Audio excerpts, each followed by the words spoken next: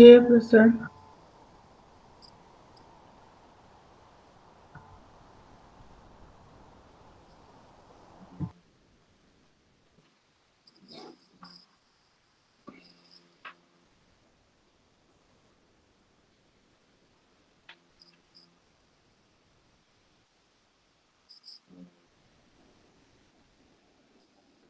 Bom dia, professor.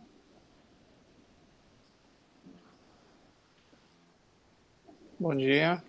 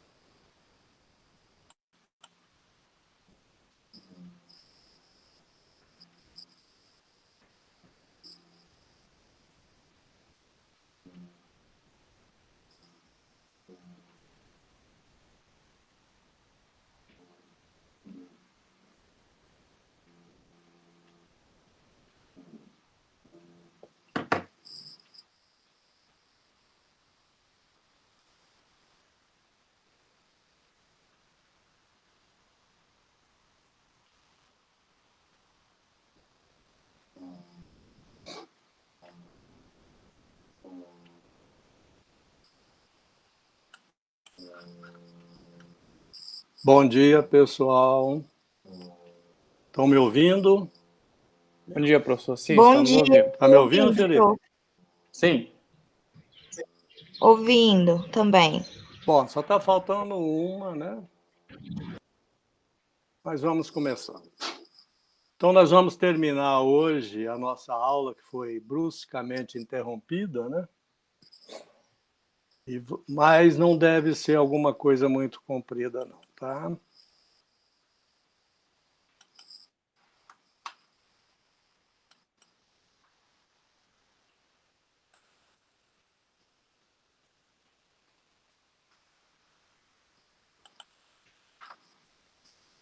Muito bem. Todo mundo está vendo a tela? Sim.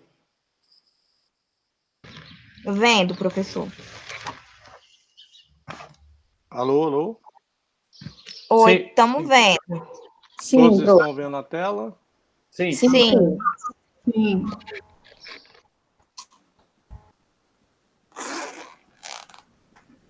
Oi, vocês estão vendo a tela de apresentação da aula? Por Sim, favor, professor. respondam. Prof. Não estou escutando vocês. Vixe.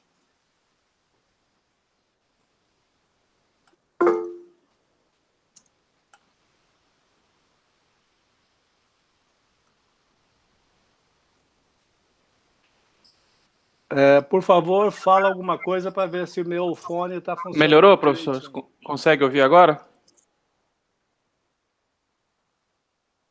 Está ouvindo, professor?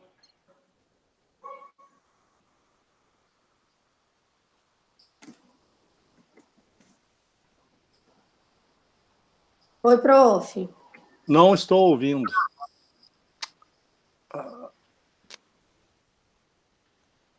Deixa eu ver se não está muito baixo.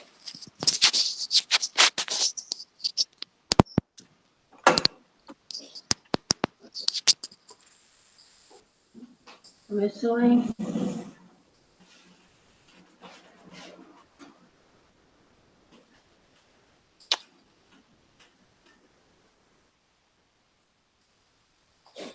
Alô, por favor, falem. Você está ouvindo, professor, agora?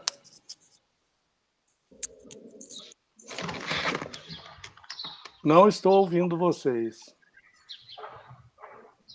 Nós estamos ouvindo perfeitamente, professor. Talvez seja alguma coisa ou na sua saída de aula. Vai adiantar, Felipe. Ele não tá ouvindo a gente? Não, pô, mas vai que consegue clicar em alguma coisa ali e abre. Todos estão me ouvindo? Sim. Vou escrever aqui. Eu não estou escutando.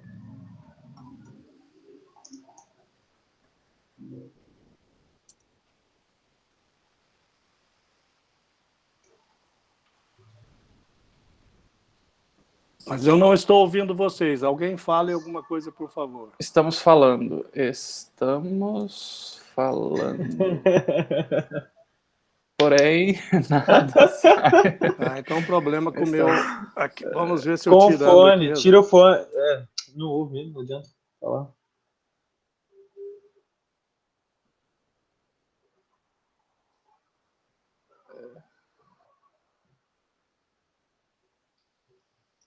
É só escrever aí, Matheus. Vou tentar tirar o fone para ver se...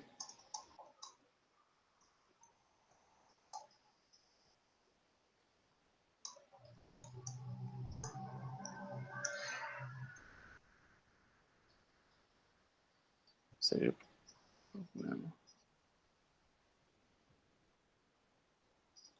Configuração.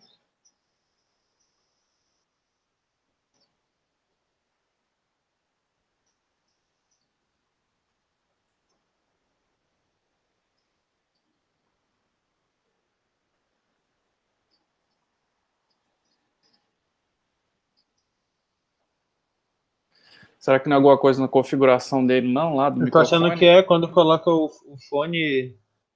Tem que mudar lá Tem na... as opções, aham. Eu acho que é isso. Mas é meio complicadinho explicar por aqui. Oi, amigos. E aí, cara? Fala pra ele fazer. Alô?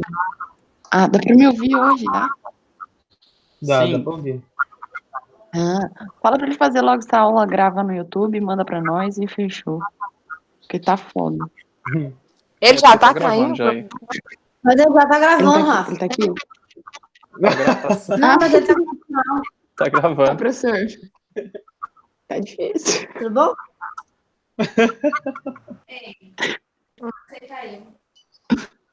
Do Meet.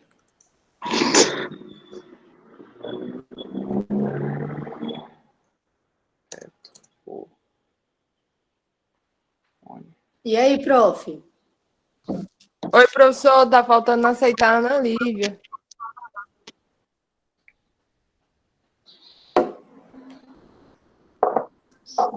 Deu certo, professor.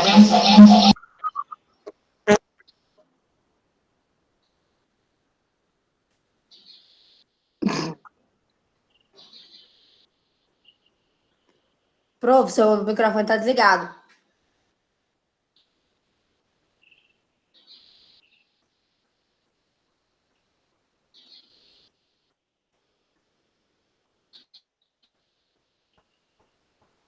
Será que ele tá escutando nós? Se está correto o microfone. Professor, tá ouvindo a gente?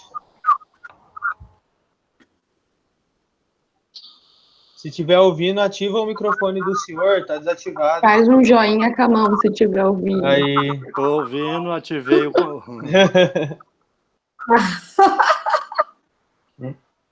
Vamos lá, vamos ver se agora vai. Agora vai.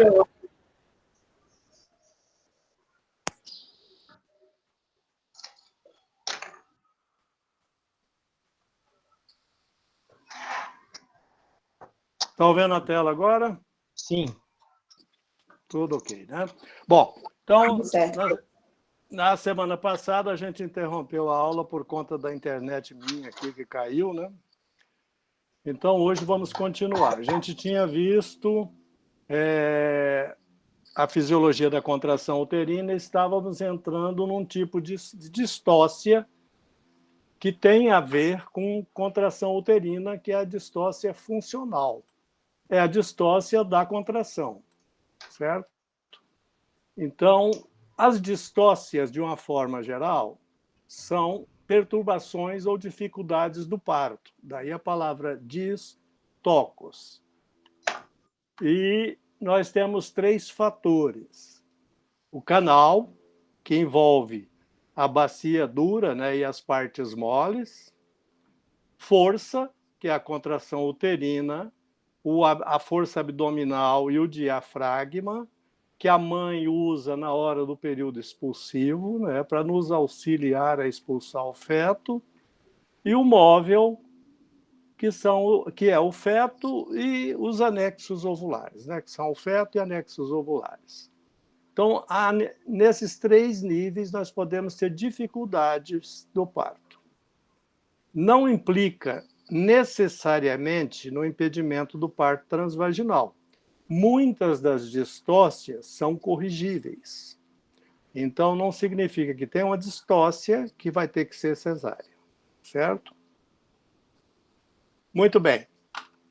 As distócias maternas são a distócia óssea, da bacia óssea, a distócia de partes moles e a distócia funcional, da contração uterina e da musculatura auxiliar, que são os músculos retos abdominais e o diafragma.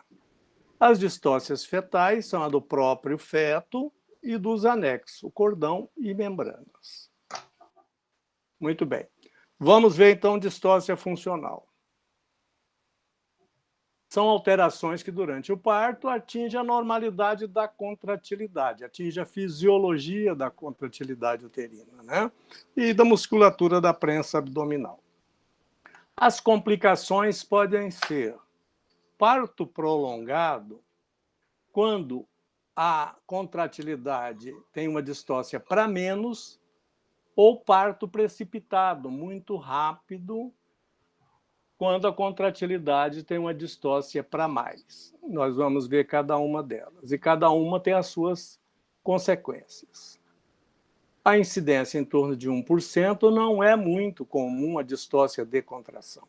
Uma vez começado o parto, vocês já viram na fisiologia, a coisa vai se continuando até o nascimento, né? Muito bem. Vamos ver primeiro a distócia para baixo, menos contrações, menos força, e o que a gente chama de oligocistolia.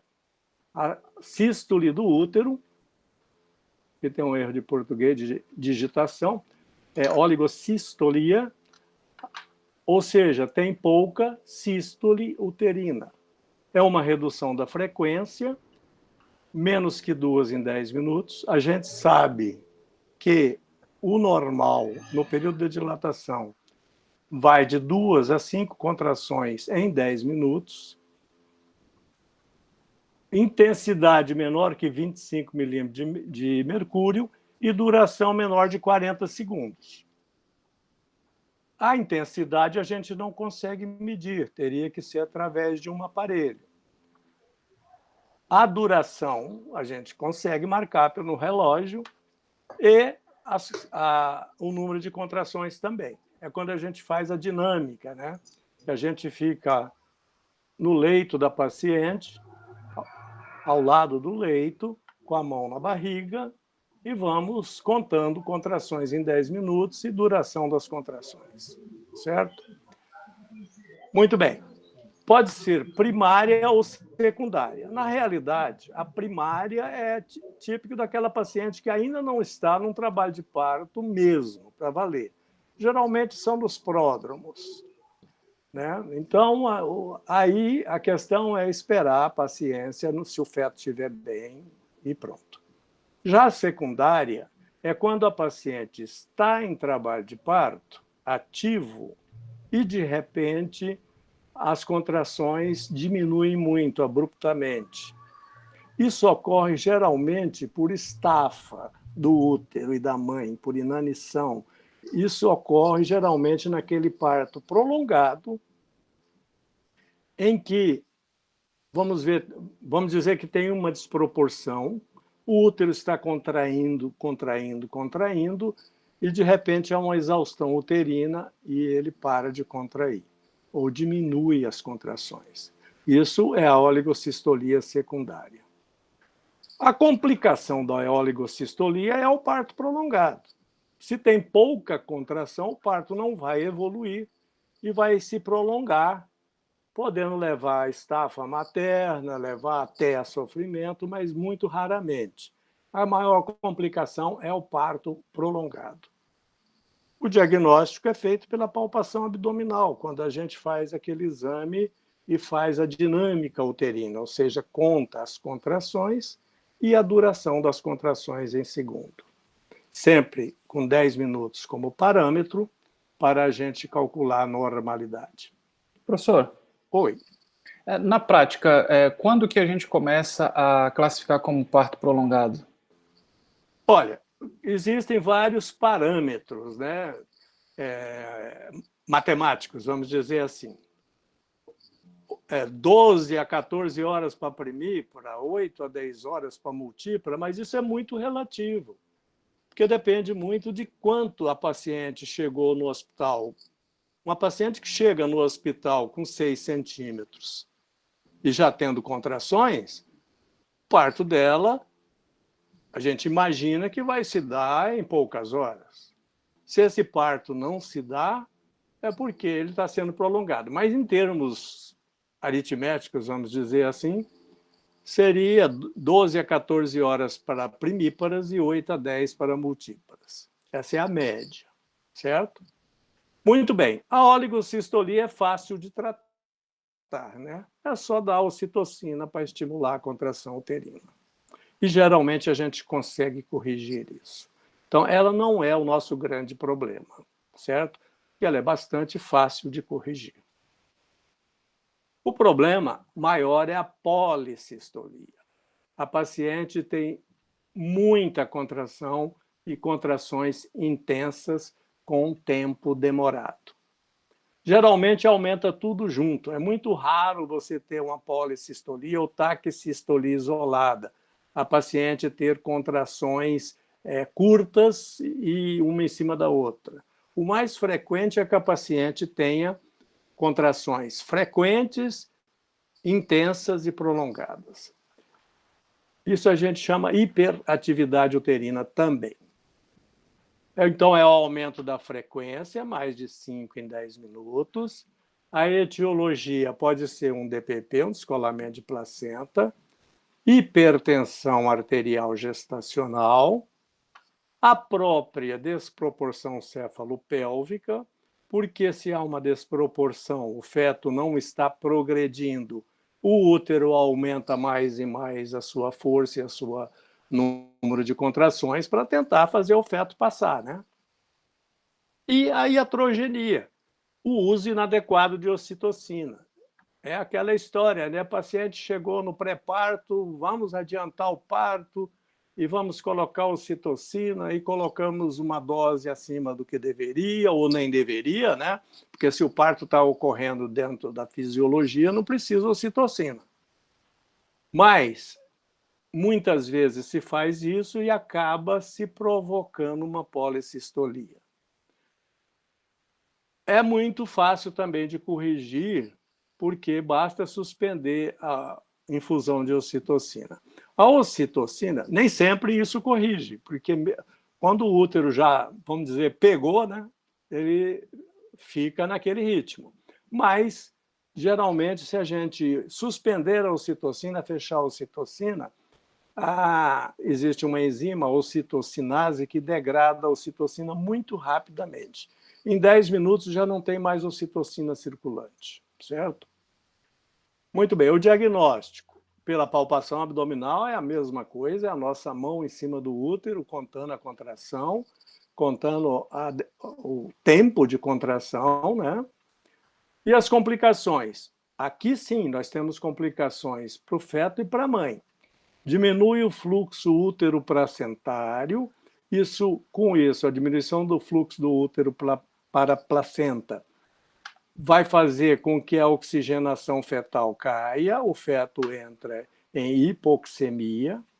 Pode ocorrer também trauma cerebral, porque principalmente nas pacientes já com bolsa rota, porque essas contrações intensas vão impulsionando a cabeça fetal contra o trajeto ósseo e pode provocar traumas e hemorragias intracranianas. E traumas de cordão. A contração intensa pode levar à compressão do cordão umbilical por muito tempo e vamos ter hipóxia fetal também.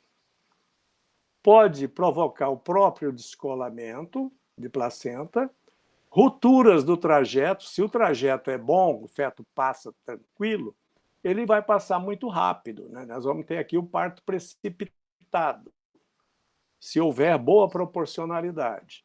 E com isso, ao sair rapidamente, com uma força grande, o feto pode romper o trajeto. Rupturas perineais, rupturas do colo, etc. E a embolia amniótica. Essas contrações muito intensas podem funcionar como um êmbolo, jogando o líquido amniótico nos vasos placentários e na circulação geral, provocando uma embolia amniótica que é grave. Geralmente a paciente vai a óbito, mas felizmente é muito rara. De vez em quando a gente tem alguns óbitos durante o trabalho de parto que parecem inexplicáveis, mas geralmente são por embolia amniótica. Mas é muito rara, felizmente, né? A assistência, qual que é a nossa conduta? Amniotomia. Com a amniotomia, nós diminuímos o volume uterino, isso facilita a contração, diminui a pressão e pode, por si só, corrigir uma policistolia. Decúbito lateral esquerdo, que é, vamos dizer assim, a panaceia para toda gestante, né? A gente tem que estar sempre recomendando, mesmo no pré-natal, durma do lado esquerdo. Decúbito lateral esquerdo, ele tira o útero de cima dos grandes vasos, veia cava inferior e aorta. E, com isso, facilita o fluxo nesses vasos. Aumenta o retorno venoso, com isso vai aumentar o volume ejetado e, com isso, vai oxigenar melhor a placenta e o feto. Oxigênio. Oxigênio, a gente já viu que pode ter hipoxemia fetal, o oxigênio aqui para a mãe vai facilitar as coisas. Uterolítico, se necessário. Se a paciente está com muita contração, com hipertonia já, com hipersistolia, policistolia, esse neném vai entrar em sofrimento, a gente arrisca um DPP, arrisca a ruptura de útero, então podemos fazer uso de uterolíticos. Aí o mais recomendado é a terbutalina, porque nós podemos fazer uso endovenoso ou até subcutâneo. Muitas vezes, nesse caso, isso eu já usei, você pode fazer meia ampola de terbutalina subcutânea. Com isso, a gente consegue diminuir a policistolia. Muitas vezes a gente faz isso enquanto espera que arrume a mesa para cesárea. Porque a maioria das vezes essas policistolia, quando não são por uso inadequado de ocitocina, são porque há uma desproporção cefalopélvica e o neném não passa. E aí a gente diagnosticando isso, vamos indicar uma cesariana. Agora, muitas vezes, por exemplo, o anestesista está ocupado ou nem está lá presente na hora. A gente precisa esperar, está correndo todo esse risco aqui com a policistolia. Podemos fazer meia ampola de terbutalina subcutânea, cuidado com isso, tem que ser subcutânea, não pode ser intramuscular nem endovenosa, e com isso a gente consegue diminuir um pouco as contrações. Pode ser gota a gota na veia também funciona, certo? Muito bem. Então, essa é a policistolia, atividade uterina a mais, contrações demais, certo? Os estados hipertônicos é quando, geralmente, nós temos uma hiperatividade global. Tem policistolia, hipertonia, hipersistolia, e aí o útero não consegue voltar ao tônus normal entre as contrações, ao tônus de repouso. Por quê? Quando vai terminando uma contração, começa outra, e assim por diante. Então, há uma hipertonia. Essa hipertonia é desfavorável para a oxigenação fetal, certo? As causas. Parto obstruído. É aquele parto onde o feto não tem um trajeto adequado para que ele passe. Então, o útero vai contrair cada vez mais e nem vai chegar a relaxar. Normalmente, na nossa palpação, a gente não consegue distinguir o relaxamento, distinguir o fim da contração, o início e fim da contração. Parece que está o tempo todo em contração. O útero fica duro o tempo todo.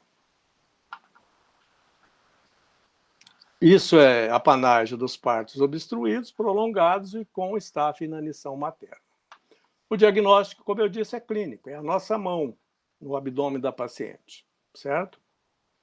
A assistência. Decúbito lateral esquerdo, que vale para tudo, né?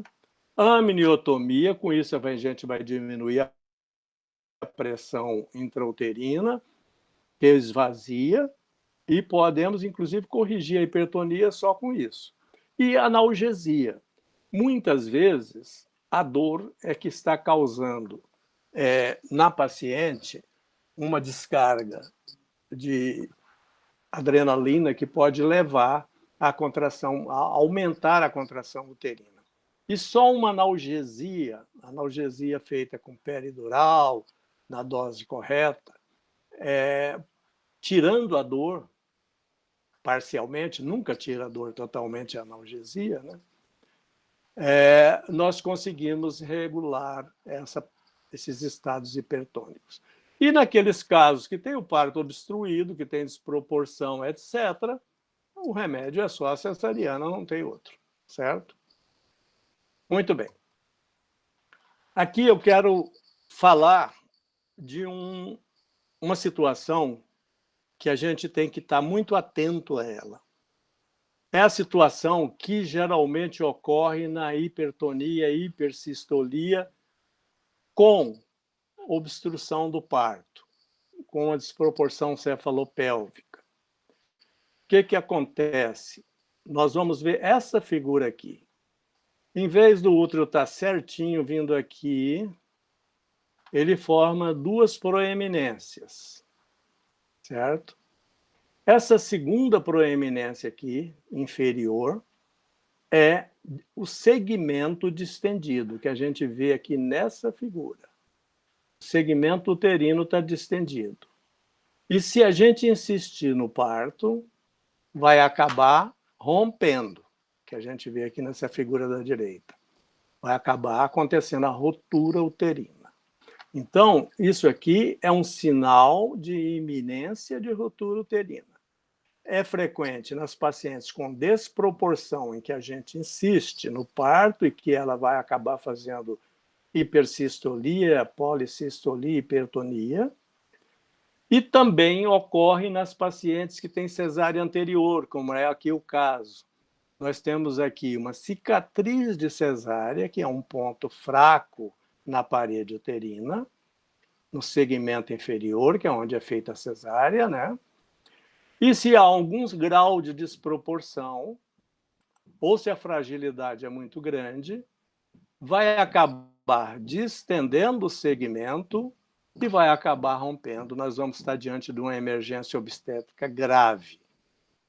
Nesses casos, geralmente, o feto morre. Se a gente não agir rapidamente, a mãe pode morrer também, tá? Então, muito cuidado quando vocês virem uma coisa dessa aqui, uma barriga com esse formato.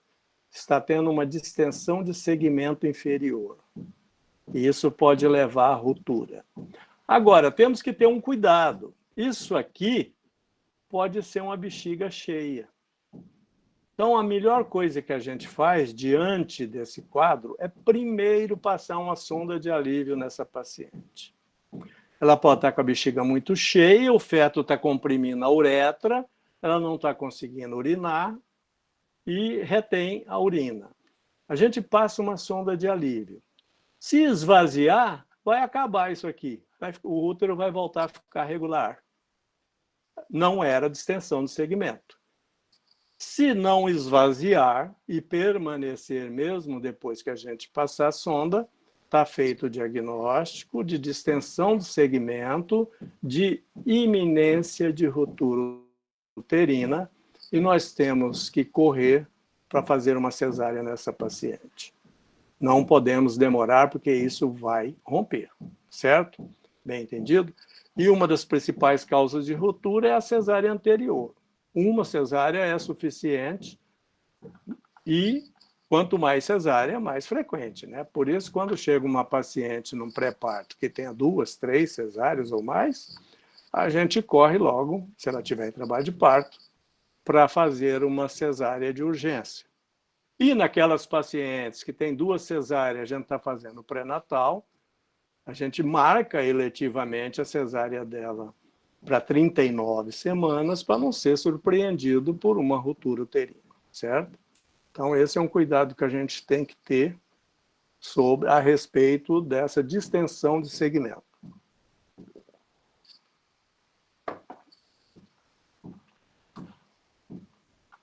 Bem, agora aqui a prensa abdominal insuficiente. Na hora do parto, dilatação completa, período expulsivo, a gente leva a paciente do pré-parto para a mesa de parto, ou se ela tiver num PPP, que é o que tem o pré-parto, o parto e o pós-parto, tudo no mesmo lugar, na mesma cama, né? Nós temos isso aqui, eu não sei se ainda, em Cacó acho que ainda não tem, mas a gente tem nos principais hospitais aqui o PPP. A paciente fica naquela cama desde a hora que chega no hospital, faz o parto, tem o pós-parto e fica ali mesmo. É o chamado PPP. Parto, pós-parto e puerpério. Então, se a gente já está com a paciente em período expulsivo, dilatação completa, feto abaixo do plano 0, mais 2, mais 3, nós levamos essa paciente para a mesa, ou preparamos-nos para o parto, e aí vai entrar a prensa abdominal, que é aquela hora que a gente vai falar para a paciente fazer força. Tá? O que ela vai fazer? Ela vai prender a respiração e contrair os músculos anteriores do abdômen, os reto-abdominais e o diafragma. Ela inspira, prende a respiração, o diafragma desce e ela faz força nos músculos reto-abdominais. Com isso, ela aumenta a pressão intraabdominal e ajuda a contração a expulsar o feto. A gente deve instruí-la a fazer isso apenas no momento da contração, certo? Porque senão não adianta nada. Ela fazer força sem contração não vai conseguir expulsar o feto. Então tem que ser junto, na hora da contração. Mas a paciente pode ter um sistema muscular hipotrófico. Ela já teve vários partos, tem uma diástase de reto ou hipotrofia muscular congênita, então ela não consegue fazer essa força. Ou ela está tão cansada que ela já não consegue mais fazer essa força, um parto muito prolongado. Então, a assistência, nesses casos, que a gente tem o feto ali para nascer, só não está conseguindo aquela forcinha a mais que faria ele ser expulso. A gente entra com fórceps de alívio ou o vácuo extrator e vamos nós extrairmos esse feto, certo? Contraindica-se absolutamente a manobra de Christeler e fazer ocitocina nesse momento. Nós podemos, na manobra de Christeler, que vou mostrar uma figura adiante, nós podemos romper o útero, romper o baço ou romper o fígado. E a ocitocina, a mesma coisa. O útero já está tendo contração suficiente. Não cabe a gente usar ocitocina nesse momento, certo? o mais indicado são fórceps de alívio e vácuo extrato. Então, aqui, essa é a manobra de Christeller. É aquela manobra que um auxiliar fica com o braço, às vezes com a mão fechada, fazendo força no fundo uterino para ajudar o neném a nascer. Então, essa manobra hoje não se faz mais, porque há um risco de ruptura uterina, ruptura de fígado e ruptura de baço. Vocês veem que o braço está aqui, em cima da região onde está o baço e fígado. E você já tem um útero cansado, um útero que está contraindo, você faz essa força aqui, aumenta tanto a pressão intrauterina que pode romper. Então, essa manobra de Christeller, ela hoje é abolida da obstetrícia. Mas eu sei que ainda se faz por aí, a gente sabe disso, né? Então, aqui o fórceps,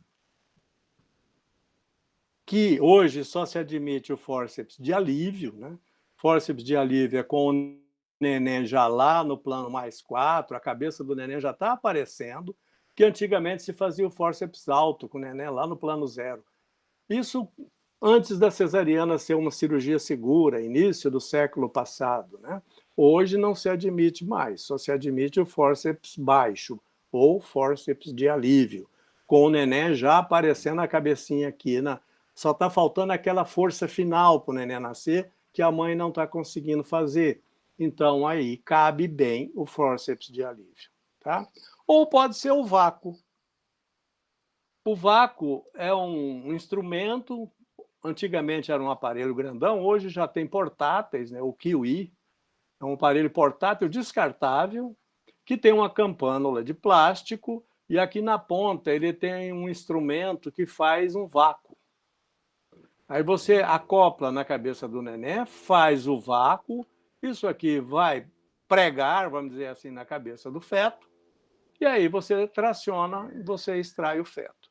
A vantagem sobre o fórceps é que não corre o risco de lacerações do trajeto, porque é uma coisa que cabe no trajeto e é uma coisa mole, não tem lâminas, né? Aqui é uma lâmina isso aqui. E com isso é menos traumático para a mãe.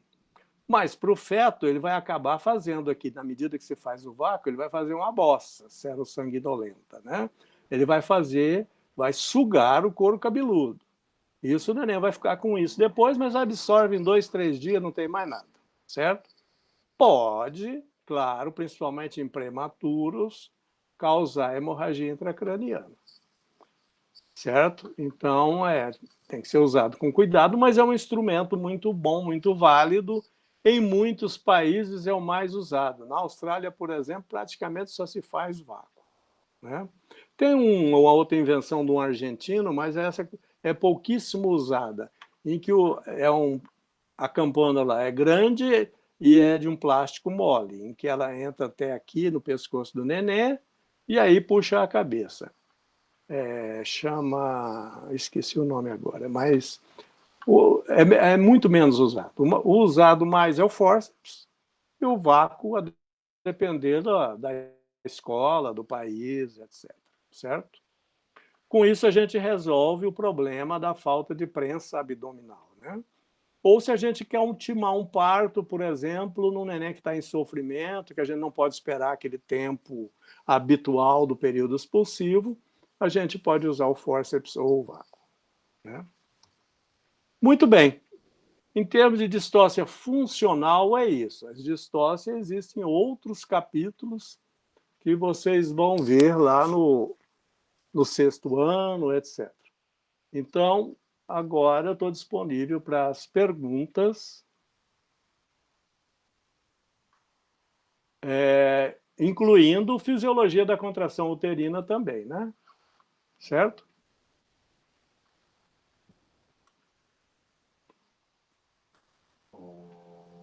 Muito bem, vamos lá. Joani. Fala Joani, seu nome? Fala Joane, professor. Joane, tá, Joane. Muito bem. Nós estamos com mais gente que o habitual, não, né? Não. Vocês são 10, comigo 11. Tá certo. É que teve um momento que tinha 12. Tem dois no mesmo computador, não tem? Tem um pegando carona. É que quando o senhor apresenta a sua tela, aparece mais um do senhor.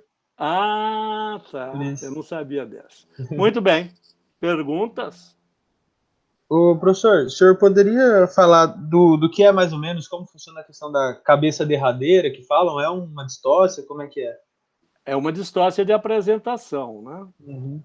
Que ocorre no parto pélvico. Eu não queria entrar nisso, mas vamos ver se eu acho aqui uma figura. Só um minutinho. Eu acho que eu tenho aqui. Aqui. Muito bem. Isso aqui é o parto pélvico, tá? Essa manobra, a manobra de Brast, é a que a gente faz normalmente para ultimar o parto pélvico. Ele termina assim, certo?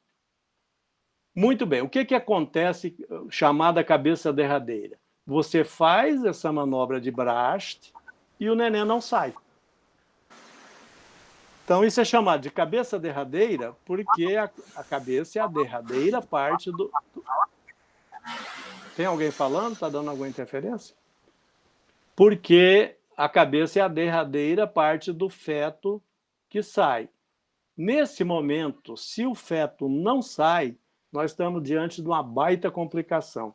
Lembrando sempre que o maior diâmetro do feto é o da cabeça, e que a cabeça que é a parte dura. Então, sair o corpo é fácil. Sair a cabeça é que é complicado. Então, o parto pélvico é um parto de dificuldades crescentes. Quando acontece isso aqui, vou ver se tem uma figura aqui.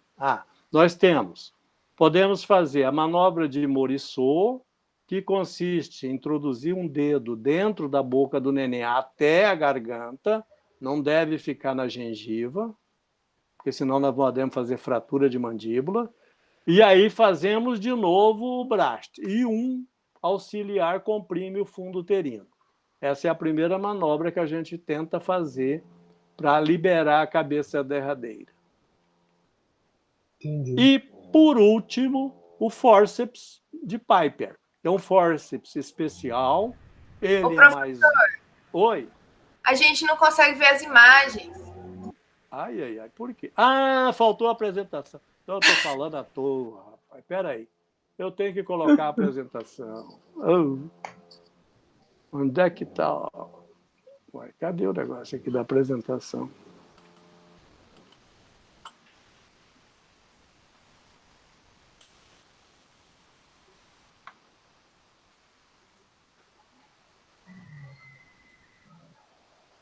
Agora vai.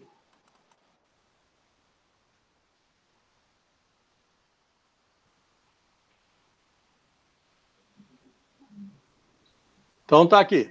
Estão vendo agora? Uhum. Tá. Então o parto pélvico, né? O parto que nasce o corpinho do neném e a cabeça fica por último. Para terminar o parto, extrair a cabeça, a gente tem que fazer essa manobra de Brast. Não adianta puxar o feto assim não, que ele não vai sair. Nós temos que pegar o neném do jeito que o médico está pegando aqui, de preferência com a compressa para não escorregar, e jogá-lo em cima do abdômen da mãe. Dessa forma. Chama manobra de Brast. Com isso, a cabeça do neném vai fletir e sair. Quando isso não ocorre, ela não sai, nós temos a chamada cabeça derradeira, que é a complicação maior do parto pélvico, né? Parto pélvico, como eu falei, é o parto de dificuldades crescentes. Sai primeiro o mais fácil, fica por último a cabeça, que é o maior e mais duro, né? Mais rígido. Nesse momento, nós temos que agir rapidamente, porque esse cordão já está sendo comprimido, já não está sendo oxigenado o neném. Esse cordão está indo lá na placenta, o neném não está respirando ar e ele está sendo comprimido. Então, nós temos que agir rapidamente. Então, nós partimos para manobras. A manobra de Morisot, em que o médico introduz o dedo até o fundo da garganta do neném, Não pode ser só aqui na gengiva, porque pode fraturar a mandíbula. Ele vai fazer o movimento de Bracht, enquanto um auxiliar empurra o fundo uterino para ajudar a saída dessa cabeça.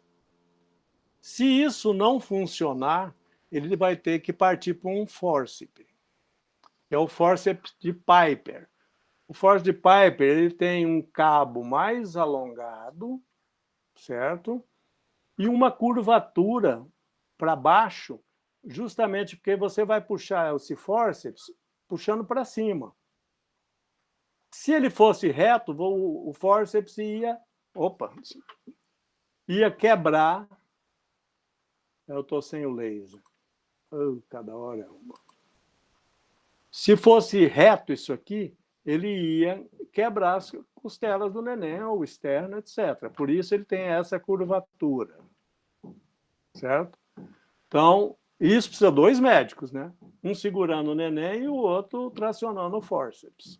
Ao mesmo tempo que esse aqui joga o neném para o abdômen da mãe, para fletir a cabeça, esse traciona com o fórceps de Piper. E com isso consegue liberar. Muitas vezes não, felizmente poucas vezes não consegue. E aí, quando não consegue,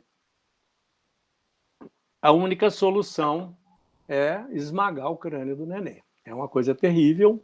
Eu, felizmente, nunca precisei fazer, mas, em último caso, tem que ser. Porque o neném, nesse momento aqui, depois de várias tentativas, etc., ele está praticamente morto mesmo. Então, o único jeito de tirar o neném é esmagando a cabeça. A outra alternativa, que é pior ainda, é fazer a degola do feto e tirar a cabeça por cima, por cesariana, que não é muito bonito. Por isso que hoje nós indicamos cesárea para todo pélvico. A apresentação pélvica hoje é igual cesariana. Não é uma indicação absoluta. Se cair em provas depois de residência, pélvico não é indicação absoluta de cesárea. Mas todo mundo está fazendo porque ninguém é maluco de passar por uma situação dessa que é terrível. Eu já cheguei até aqui, até o fórceps de Piper. Felizmente, nunca tive uma cabeça retida mesmo para valer. Certo? Certo, Alguma valeu. dúvida? Não, eu perguntei porque a Ana trouxe um caso pra gente sobre mais ou menos isso. Mais ou menos não, foi isso que aconteceu lá em Lacerda, né, Ana? E tinha o fórceps de Piper? Nada, fez a degola. A mãe teve uma síncope, né? Uhum. Nem Perdeu a toda consciência, na verdade, né? maternidade tem esse fórceps. Entende? Aquele fórceps de Simpson, se não tiver esse, pode usar aquele fórceps comum, Simpson, com o cuidado de não esmagar o tórax do neném, né? A maioria das maternidades, maioria não, as maternidades de interior, etc., não tem esse fórceps, né? Devia ter pelo menos um Piper e um Killan, devia ter, tá? Muito bem. Beleza. Professor, só uma dúvida. Acho que a gente tinha discutido isso aí em algum momento com os colegas. Quando a paciente já tem aí 2 cesáreas prévias, é meio que quase que mandatório, né? A gente orientar o terceiro a cesárea devido à possibilidade de distensão, né? Uterina. Hoje é mandatório. Então, e no caso de repente, a mãe insistir no normal? Nós tivemos um caso desse, não sei se vocês chegaram a ficar sabendo, no Rio Grande do Sul. A paciente, com essas coisas de modernidade, hoje em dia, né? A paciente foi internada num hospital em trabalho de parto. Agora eu não me lembro se ela estava já em trabalho. Estava em pródromos. E ela insistiu com a médica que queria parto vaginal. A médica comunicou para ela que não iria fazer parto vaginal, queria fazer cesariana por causa dos riscos.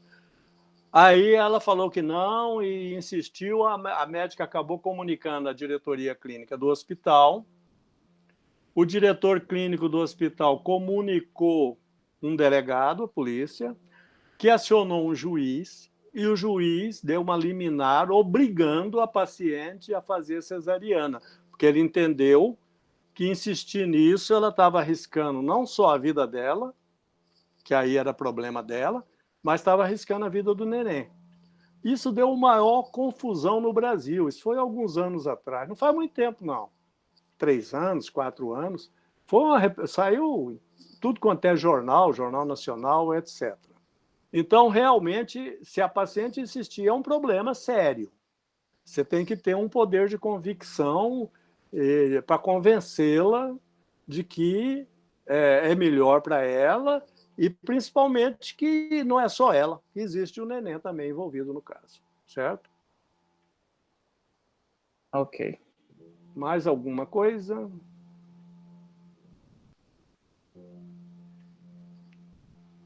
Muito bem. Não havendo, eu vou me despedindo, tá? Até a nossa próxima aula. Ok? Beleza. Ok, professor. Muito obrigado. Valeu, obrigado. Ok, obrigada, prof. Até logo. Obrigada, Até a próxima. prof.